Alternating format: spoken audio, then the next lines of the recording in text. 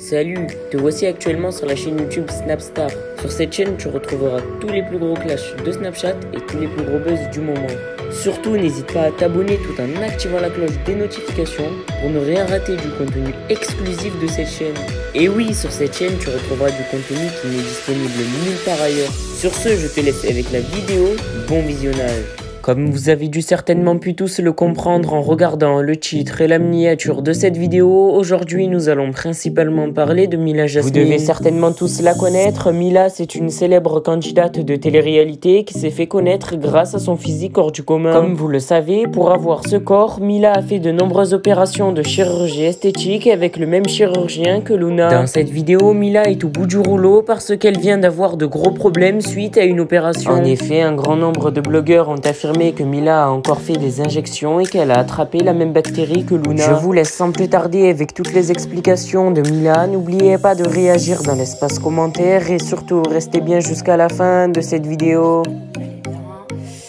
Moi ça va un peu mieux.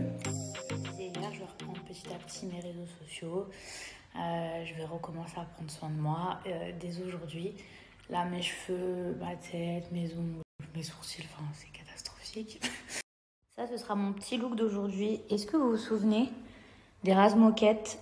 Et lui, c'était Reptar. J'ai mis également mes petites crocs, voilà. Voilà, pour que vous puissiez comprendre le niveau d'urgence. Moi, j'adore les paillettes et regardez ce que j'ai reçu de Amazon après au moins un mois. Je vous cache pas que ça a mis super longtemps à arriver. Je pense que c'est parce que c'est custom. C'est trop beau. Vous mettez votre café, votre thé, vos boissons à l'intérieur. Bon, voilà, le look j'allais dire, le look du jour. C'est pas trop ça, mais bon, voilà.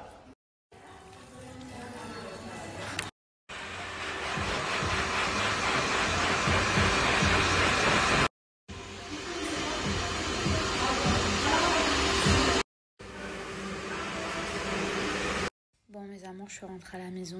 Je vous cache pas que je suis très fatiguée en ce moment.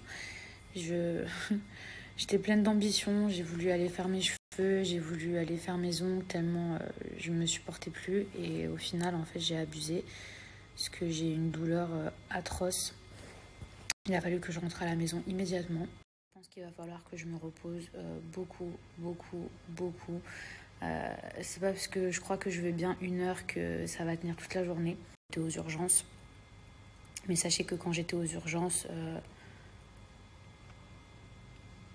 en fait, je savais pas tout ce que j'ai su après. À refaire, je pense que j'aurais gardé tout ça pour moi. Pour plein de raisons. Non pas parce que je suis hypocrite ou que je veux vous cacher ma vie. C'est trop dur pour moi d'en parler pour le moment. Et c'est exactement pour cette raison pour laquelle je peux pas vous l'expliquer. Parce que je suis pas prête. Je suis pas prête à vous dire ce qui m'est arrivé. Je vous cache pas que quand je suis arrivée aux urgences, au départ, j'avais beaucoup de mal à respirer. Donc j'ai cru que je faisais une embolie pulmonaire, ça c'est vrai. J'ai regardé sur internet, même c'est déjà arrivé à des gens de ma famille, donc j'étais persuadée que c'était ça. Quand vous inspirez et que ça vous fait mal d'un côté et que vous avez du mal à inspirer, en général ça peut être le début d'une embolie, etc. Je sais qu'il y a beaucoup de gens qui se demandent ce qui m'est arrivé et qui ont envie de savoir. Et quelque part j'ai ma part de responsabilité puisque c'est moi qui ai partagé que j'étais tout. Mais c'est qu'en fait c'est trop dur pour moi de...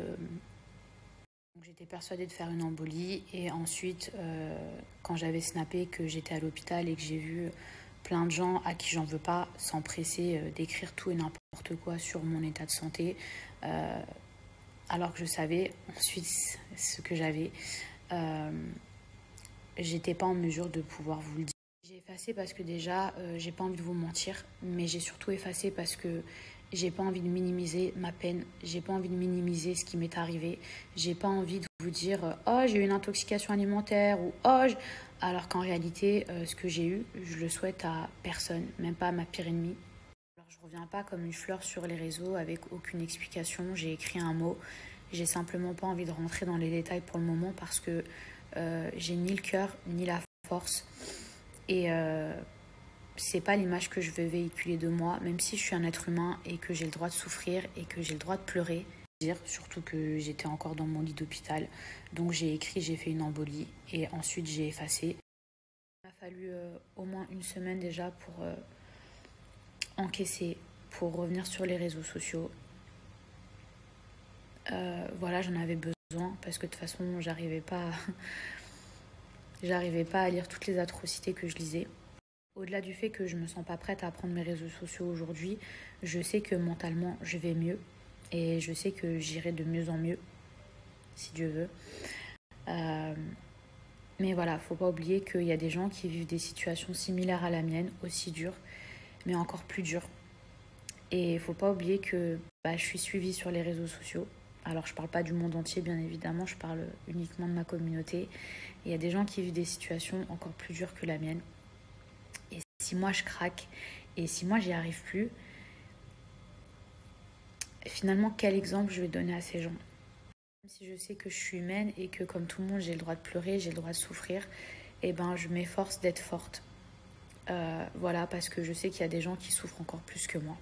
Un jour, je vous expliquerai toutes ces choses qui m'ont fait du mal et qui m'ont fait de la peine. Mais j'espère que maintenant, vous comprendrez pourquoi, quand j'ai repris mes réseaux sociaux, j'ai continué ma vie. Tout simplement parce que ma période de peine, je l'ai eue pendant une semaine. J'ai eu le temps d'encaisser, j'ai eu le temps de plein de choses. Et aujourd'hui, la vie continue, donc la vie continue. Alors, je tenais juste à remercier ma petite Manon d'amour, ma chérie. Voilà, ma copine, regardez, elle m'a fait livrer un colis trop mignon à la maison. Elle m'a fait également livrer ce trop beau bouquet de fleurs. Donc merci ma chérie.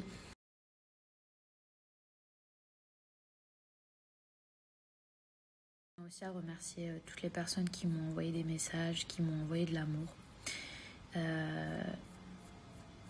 Bon, mon chéri, c'est indescriptible la manière dont il a été là pour moi. Mais même venant de personnes que je connaissais pas, ma communauté, les messages que j'ai pu recevoir, même si vous savez pas ce qui m'est arrivé, merci parce que franchement ça touche. Quand on va pas bien et que vous recevez beaucoup d'amour, ça touche.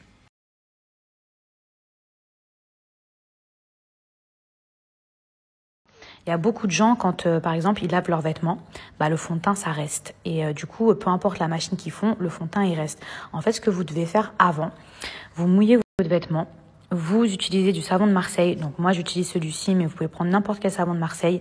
Ok, vous mettez par-dessus comme ça, genre sur le vêtement. Ok, vous frottez. Le vêtement, vous devez le mouiller d'abord, hein, vous frottez. Et ensuite, vous patientez 30 minutes et vous mettez dans votre machine. Et ensuite, tout part, vous n'aurez plus aucune trace de maquillage, de fond de teint. Franchement, j'aime trop quand il y a des fleurs dans ma maison. Je trouve ça trop beau.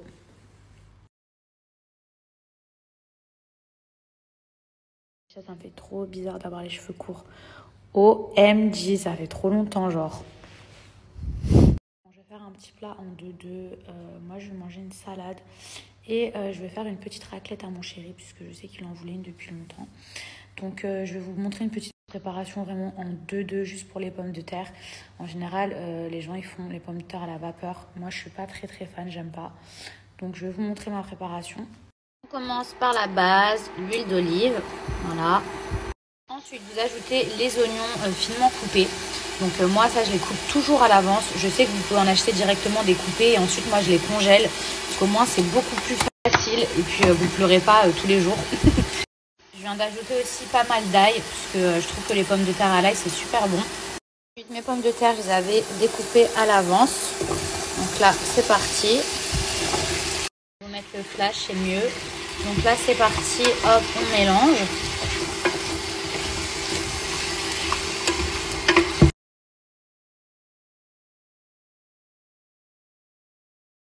Moi, mes amours, je prends cette salade en général parce que je la trouve vraiment très bonne. Donc, une fois qu'elle est lavée, vous allez pouvoir venir la décorer.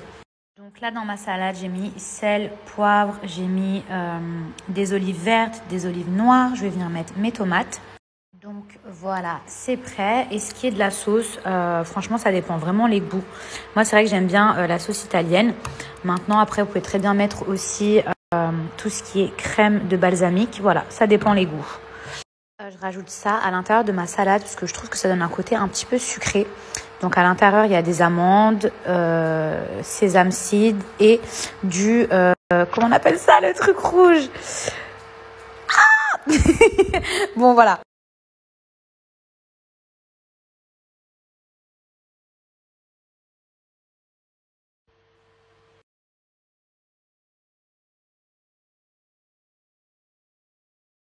Donc là, mes amours, mes pommes de terre commencent vraiment bien à dorer. Donc je vais pouvoir rajouter du persil. Donc voilà.